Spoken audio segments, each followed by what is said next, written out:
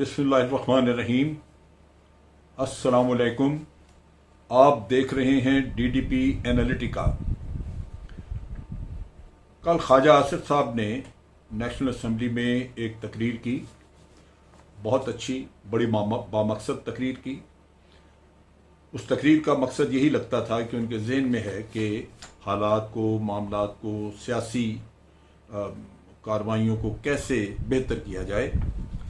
तकरीर के जो ख़ास नुकात थे वो जिन पे ज़ोर था ज़्यादा, वो ये कि सिविलियन सुप्रीमेसी हासिल करनी चाहिए, होनी चाहिए, लेकिन सिविलियन सुप्रीमेसी जहाँ नहीं है उसका कसूर सियासतदानों का है। सियासतदान ज़िम्मेदार हैं उस चीज़ के, क्योंकि उन्होंने ही इस पे गलतियाँ की हैं। गलतियों की बात आगे जाके करेंगे। दूसरी बात उन्होंने ये की कि फ्री, फेयर और ट्रांसपेरेंट इलेक्शन ज़रूरी हैं। वो इलेक्शन होने चाहिए और वो हमारे मसाइल का हल होगा। तीसरा उन्होंने कहा वोट को इज्जत देना, वोट को इज्जत दो। ये उनकी पार्टी का बयानिया है, लिहाजा नून लीग की तरफ से इसी पे ज़्यादा जोर आया और हम इस पे भी मैं बात करूंगा कि किस हद तक ये चीज़ें दुरुस्त हैं। लेकिन बहुत ही अहम नुकात जिसकी तरफ तवज्जो दिलवाई तहरीक इंसाफ ने, जिस पे दूसरी दो पॉलिटिकल पार्टीज पीपीपी और पीएमएलएन उस पर कतन बात नहीं करती, उससे भागती हैं और यूं लगता है जैसे उनकी दुम पे पैर रखा किसी ने अगर उसकी बात करें, क्योंकि उधर तवज्जो कतन नहीं वो देना चाहते। तहरीक इंसाफ ने कहा कि हमारे ख्याल के मुताबिक ये जो सिविलियन सुप्रीमेसी ख़त्म हुई है इसकी वजूहात दो हैं। एक, बेपनाह करप्शन, क्योंकि सियासतदान जब करप्शन में मुलव्वस होते हैं तो इखलाकी तौर पे वो जवाज़ खो देते हैं अपनी सुप्रीमेसी का। वो खुद जैसे कहते हैं कि एक आदमी काना हो गया और वो अब दूसरे की नज़रों के सामने गिरा हुआ है खुद ही। क्योंकि इस्टेब्लिशमेंट को आप देख लें, इंटेलिजेंस एजेंसीज मिसाल के तौर पे आप ले लें, तो उनको बहुत हद तक करप्शन करने वाले की करप्शन का पता होता है, ख़ास तौर पे जो प्रोमिनेंट लोग हैं, क्योंकि वो आसानी से नज़रों में आ जाते हैं। और बहुत दफ़ा तो करप्शन के सबूत भी, शवाहिद भी उनके पास मौजूद होते हैं। वो अलग बात है कि उनकी ज़िम्मेदारी नहीं, वो बताते नहीं, लेकिन वो मौजूद होते हैं और ये चीज़ जो है ये सियासतदानों को भी पता होता है। दूसरी बात जो है वो बड़ी अहम, तहरीक इंसाफ के जो कानूनदान थे उन्होंने कहा कि ये जो मौरूसी सियासत है ये दूसरा मसला है जो कि हमारे रास्ते की सबसे बड़ी रुकावट है, और किसी हद तक सच भी है। अगर कोई भी यहाँ बैठ के सोचे तो इस बात में तो कोई मेरिट नहीं है कि आप सिर्फ इसलिए कि फलां के घर में पैदा हुए हैं लिहाजा आपको अगला वजीर आज़म आपको होना चाहिए।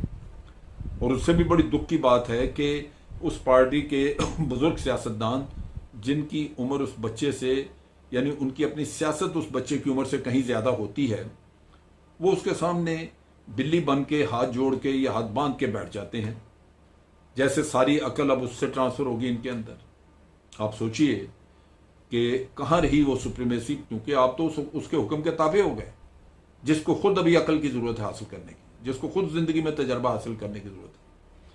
तो ये कहना कि पाकिस्तान का मुकद्दर अब बिलावल के हवाले कर दिया जाए, पाकिस्तान का मुकद्दर जो है वो मरियम के हवाले कर दीजिए इसलिए कि एक मियाँ नवाज शरीफ की औलाद है और दूसरे जो है वो जरदारी की औलाद है, ये कैसे हो सकता है?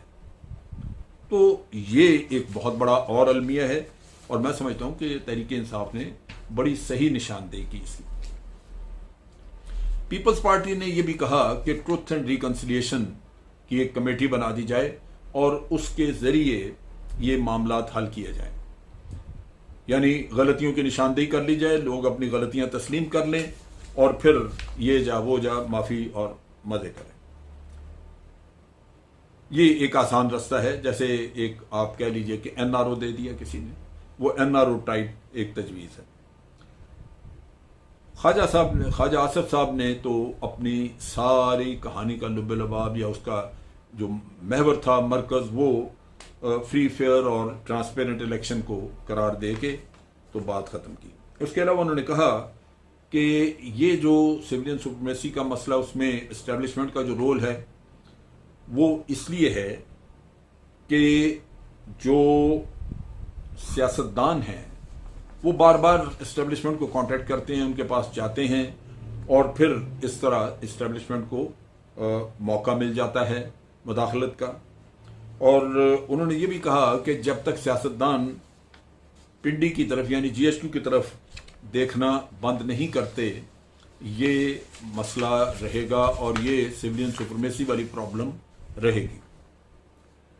उन्होंने स्पीकर असद कैसर से कहा कि आप अपनी पार्टी लीडरशिप को रिक्वेस्ट करें, बताएं उनको कि पार्लियामेंट को सॉवरन करें, पार्लियामेंट को मजबूत करें, पार्लियामेंट को ताकतवर बनाएं।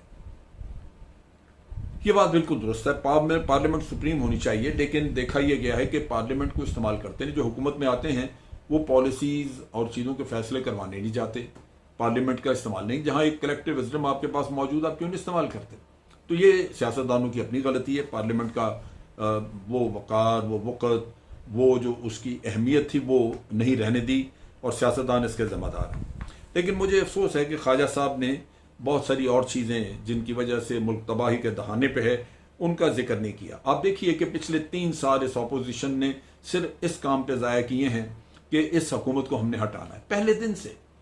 पहले दिन मौलाना फजल रहमान ने कह दिया कि जनाब हम तो जाके हल्फ नहीं उठाएंगे, यानी उस दिन से काम शुरू था, जबकि अभी इनकी ना परफॉर्मेंस थी, ना किसी चीज़ का जिक्र ही नहीं था। तो जब आप वोट लेके आए हैं तो ये आपने वोट की इज्जत की कि 3 साल आपने सिर्फ अपनी कहानियों में गुजार दिए, कोई काम नहीं किया, सिर्फ जलसे जुलूस, लान तान, इल्जाम तराशियां। ये वो चीज थी जो कि इस पार्लियामेंट को जवाब देना चाहिए था, ख्वाजा साहब को बताना चाहिए था। इसी तरह ख्वाजा साहब ने कोई जिक्र नहीं किया कि बेपनाह दौलत जो लुटी है इस मुल्क की, वो सिर्फ ये ऊपर के चीदा लीडर्स ने नहीं लूटी। जब लीडर्स लूटते हैं ऊपर वाले, फिर उनके तमाम हवारी चमचे, उनके साथ जो काम करने वाले, वो सब लूटमार करते हैं और उनके अलावा फिर गवर्नमेंट के ऑफिसर्स और लोग वो भी उस काम में लग जाते हैं। तो इस करप्शन को ख़त्म करना, लूटी हुई दौलत को वापस लाना, करप्ट लोगों को सजाएं देना, इसके बारे में ख्वाजा साहब ने कोई बात नहीं की। ये शायद एक दुखती रग है, इसको वो छेड़ना ही नहीं चाहते। फिर जिस चीज़ ने हमें तबाह किया वो अकरबा परवरी, कहीं मेरिट का नाम नहीं। हर दफ्तर में, हर जगह आपने अपने लोग घुसा दिए हैं।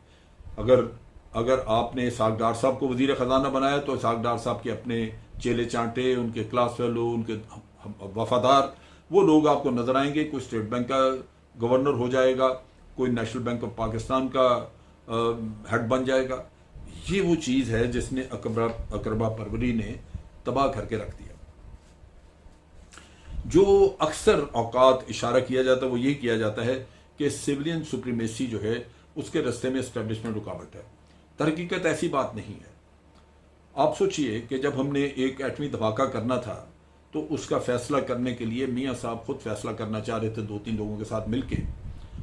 तो हम आर्मी ने कहा कि नहीं, ये कि आप नेशनल सिक्योरिटी कमेटी बना लें ताकि फैसले जो हैं वो इन चीज़ों के एक इंस्टीट्यूशनलाइज तरीके से हों, लेकिन वही उनके लिए नागवार था।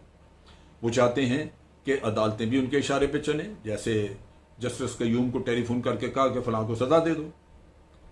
अगर किसी अदालत ने नहीं माना तो सुप्रीम कोर्ट पे हमला कर दिया। ये सुप्रीमेसी नहीं है।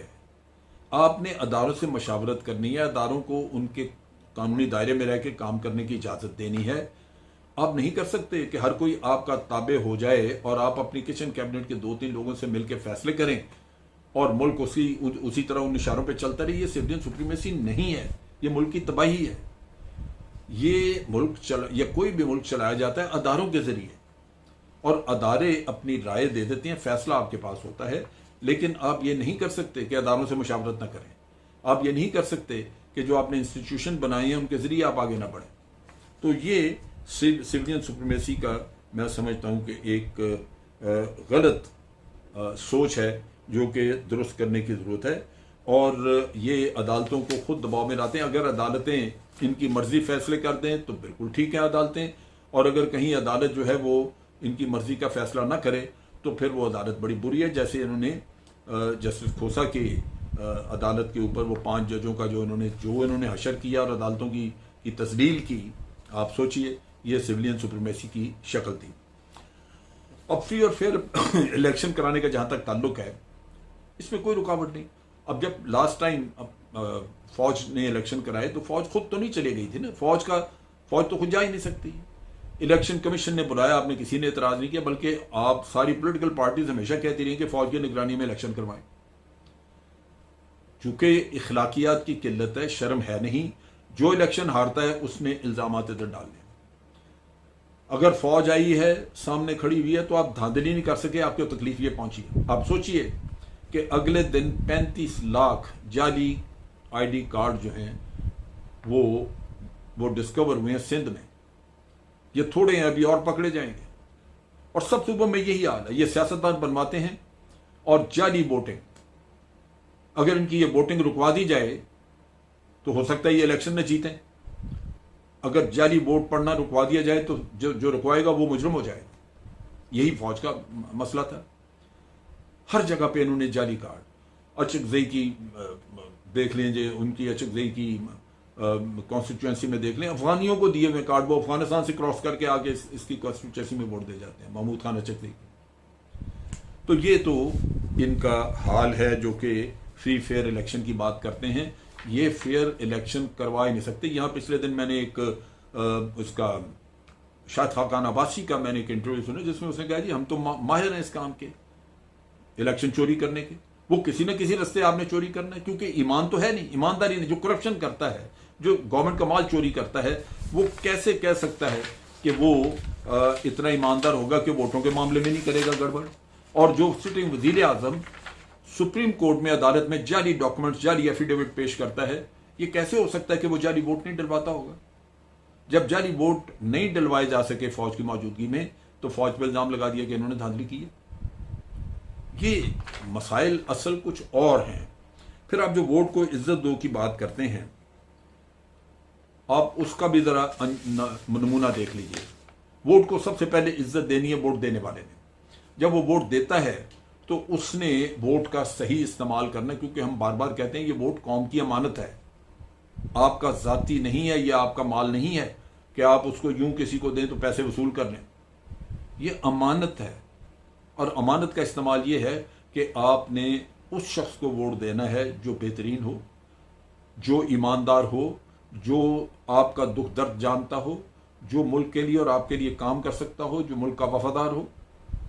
अगर आप ये चीज़ें नहीं देखते, किसी को वोट देते, तो पहले वोट को जलील किया वोट देने वाले ने, और फिर उसके बाद जिसने वोट लिया उसको अगर 10 करोड़ भी वोट मिल जाएं तो उसको ये हक हासिल नहीं है कि वो कौम की दौलत लूटना शुरू कर दे। ये जुर्म है।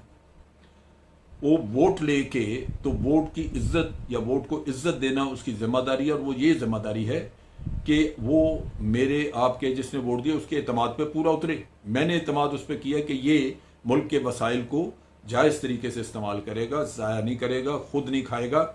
लेकिन अगर आप मुल्क के वसाइल को खुद खाते हैं, अपने दोस्त अहबाब में बांटते हैं, तो आपने वोट को इज्जत नहीं दी, आपने वोट को गारत करके रख दिया। और तीसरा जो किस्सा है वो ये है कि अगर आप ईमानदार हैं, अगर आप मुल्क की खिदमत कर रहे हैं, आप बिल्कुल ठीक काम कर रहे हैं, तो फिर जो उसके अलावा बाकी लोग हैं उन्होंने उस वोट को इज्जत देनी, ताकि आपकी इज्जत तौकीर बढ़े। लेकिन उससे पहले ये 2 स्टेप हैं। तो ये सारा कुछ करना ये सियासतदानों का काम था। सिर्फ इतना नहीं है कि वो GH2 के गेट नंबर 4 पे जाते हैं या गेट नंबर 2 पे जाते हैं, वो भी ठीक नहीं है। अगर सियासतदान दुरुस्त हो जाएं तो ये तो मुल्क दुरुस्त हो जाए। सियासतदान ही है जो एक दूसरे की चुगलियां जाके तो चीफ ऑफ आर्मी स्टाफ को कहते हैं जी हमने मिलना है, बड़ी मेहरबानी मिलना, और जाके उधर चुगलियां करते हैं, इंटेलिजेंस को इतला देते हैं, इंफॉर्मेशन देते हैं, क्योंकि काम तो अक्सर लोगों के गंदे हैं, गलत हैं। तो इन चीज़ों की वजह से मुल्क ख़राब होता है, आपकी जमहूरियत कमज़ोर पड़ती है, आपका मुल्क कभी नहीं इन मसाइल से निकलेगा अगर आप अपनी ये गलतियाँ दूर नहीं करेंगे। कौम को गलत झांसा मत दें, वोट को इज्जत दो। कौम वोट को इज्जत देगी जब वो समझेंगे कि वोट की वक़्त है क्या, और आपने वोट को इज्जत देनी है जब आप समझेंगे कि वोट मेरे पास आ गया तो अब मेरे पास कोई लाइसेंस नहीं है कि मैं मुल्क को लूटना शुरू कर दूँ। आज के लिए इतना ही। अफवाज पाकिस्तान जिंदाबाद, पाकिस्तान पाइंदाबाद।